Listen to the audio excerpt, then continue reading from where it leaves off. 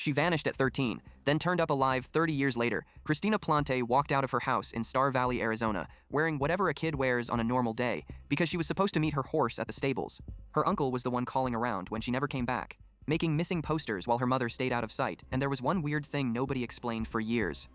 The whole case went nearly silent. I kept digging through old newspapers, half expecting a big front-page story, but all I found were tiny missing notices buried in the back pages. Nothing. That part messed with me. Police searched, people looked, the case went cold, and Christina just became one of those names you see once and never forget. But now the Gila County Cold Case Unit says they found her alive and verified who she is. Therefore, the whole internet lost its mind, because a missing kid from 1994 does not just reappear like that. Then the backstory started leaking out, and it got stranger. Christina had been living with her aunt and uncle, but she wanted to be with her mother. So the two met at the stables and drove off to Phoenix. Her uncle reported her missing. Police apparently suspected her mother took her, but they could never prove it. That one hung over the whole thing for decades.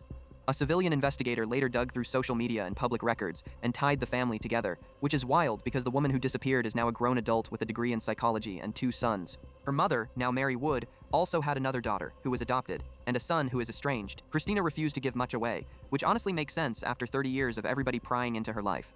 She works for a private investigation firm now. Yeah, that part made me laugh once, because the missing girl now checks insurance fraud claims for a living. When I read that she was guarded and didn't want to incriminate anyone who helped her, I kept staring at the screen way too long. Then I saw the line that hit hardest. The people who thought they lost her never really knew where she went. She was never gone.